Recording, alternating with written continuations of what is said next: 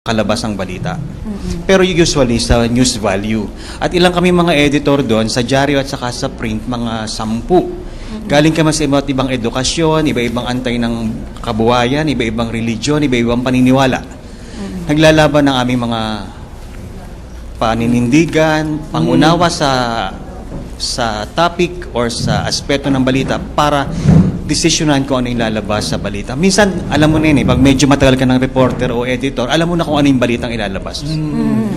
Ito, Mark, sa aspeto ito ng news. Pero paano sa print medium na... Pwede lang magdagdag. Go ahead. Kasi nabanggit kanina yung aspects ng paano hinuhubog yung isang storya. No? But there are other aspects also, especially sa side ng editing naman, na may tinatawag na gatekeeping sa loob ng isang media outfit.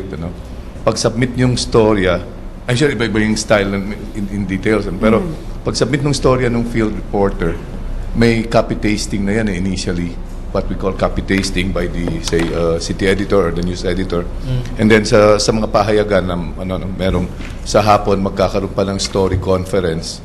Lahat ng mga senior editors pag-uusapan lahat ng stories na na-submit for the day.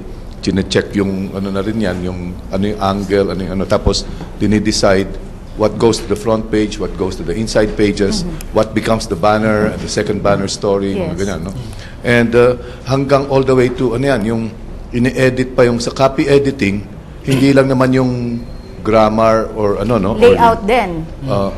Layouting din. Hindi, bukod pa. Bukod Pero pa. yung spelling ng pangalan, yung accuracy ng mga petsa, tsaka paano mong nasabi ito? Yung paano this is an assertion. Can you prove this? Yung mga ganon.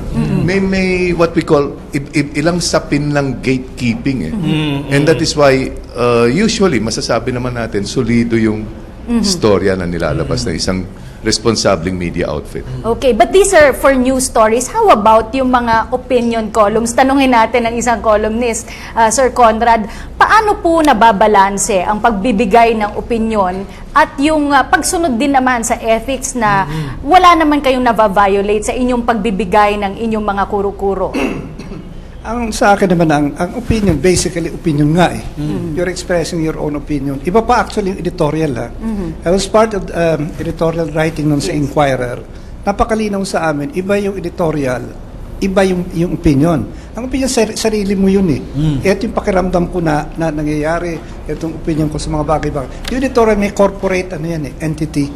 Ito yung posisyon Ng paper. ng dyaryo. So ang basic na sa ethics naman, you just try to be as fair as you can. Na you don't have to present either side kasi wala kang oras para gawin yan Sinasabi mo, ganito yung tingin ko dyan sa mga bagay-bagay.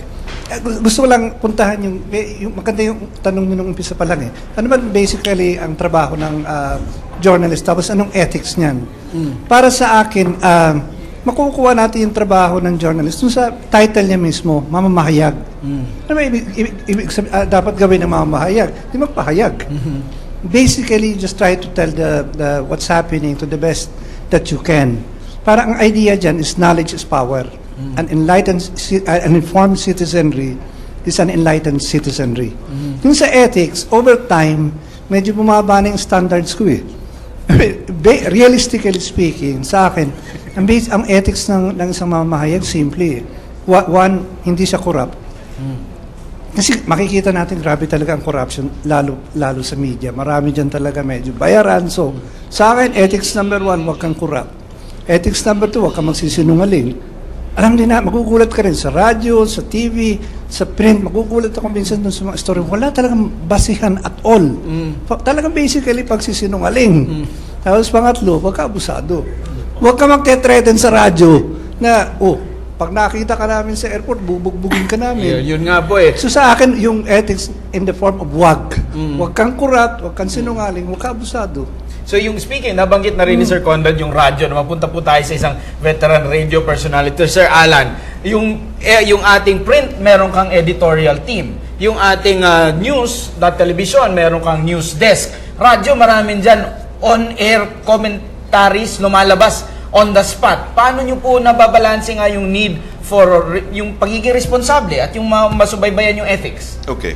Pag ang pinag-uusapan halimbawa ang isang radio personality is doing a radio newscast, yung talagang naglalahad siya ng mga balita, no, definitely na mag-i-inject ka ng opinion within your newscast. Kasi yung ordinaryong nakikinig will not be able to discern or to determine kung aling portion yung sinasabi niya, halimbawa, ang balita, at kung aling portion yung sinasabi niya ay opinion no nagsasalita. So basically, if it's a newscast, straight news. Ngayon, kung komentaryo, it has to be identified as such. Na kung komentaryo yon ay sariling opinion o pananaw nung komentarista na nagpapahayag ng kanyang saloobin sa isang particular na issue. Ibig sabihin, kinakailangan magdodraw ka ng line sa pagitan ng kung yung bang sinasabi mo ay news o yun ay commentary.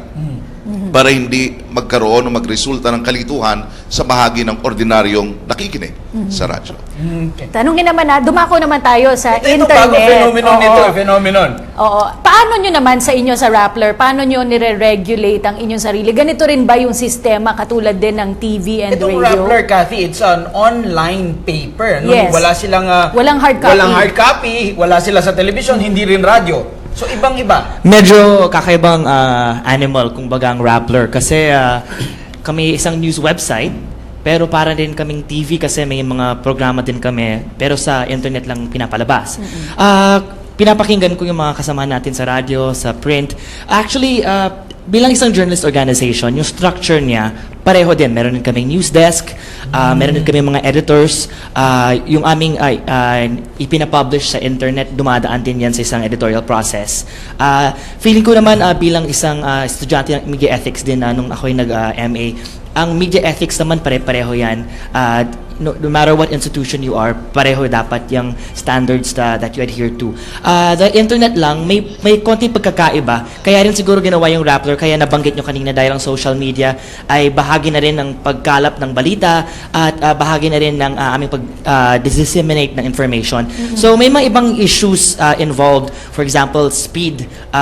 Ang isang bagay, for example, may earthquake last year sa Virginia, hindi pa nararamdaman sa New York ay binabalita na sa Twitter. Mas nauna pang nababasa nila yung lindol bago nila nararamdaman. Ganoon kabilis yung internet. Nung namatay si Dolphy, for example, Hindi pa confirmed. Sa text. hindi pa confirmed. Ang dami nang nagtutweet. I believe si Rufa Gutierrez yata yung unang nag-tweet at si Rufa Mequinto nag-tweet din. Gusto namin, syempre dahil ang mga tao gusto nila sa internet, gusto nila kaagad makukuha yung balita. Bilang isang organization, gusto mo na ring mauna. Pero hindi rin pwedeng, you can't just tweet the information. So may mga dahil sa kailangan aware ka sa mga issues na ito na kailangan makuha muna sa isang source na mapagkakatiwalaan, isang source na kilala mo before i-break yung balita. So you have to hold on. Kailangan medyo magpigil ka ng konti kahit binabalita na sa internet. Ayan. May mga maraming issues actually involved sa social media. Marami ring tao na nagbabalita maraming mga bagay. So pwede mo ba silang, can you trust them right away? Because anybody can tweet anything. So may mga issues involved. Pero if you really go back to the basics of media ethics, no matter whether you're online or print or radio, pare-pareho lang dapat. Ayan, pinakilala lang po natin, Cathy. Sige sir, when we return, pinakilala lang po natin yung ating mga panauhin. They come from different media outfits. But ang question siguro, how should you look at it? Should you look at the glass half full or half empty? At tingnan din natin, yung ating mga ibang bansa, Cathy, meron silang control sa kanilang media. Narin na yung Singapore, narin yung Malaysia. Mas maunlad sila sa atin. Dapat ba natin lang silang sundan? Marami pa tayong katanungan. At syempre si Gio with our youth visitors here in the set sa ating pagbabalik. Diyan lamang po kayo.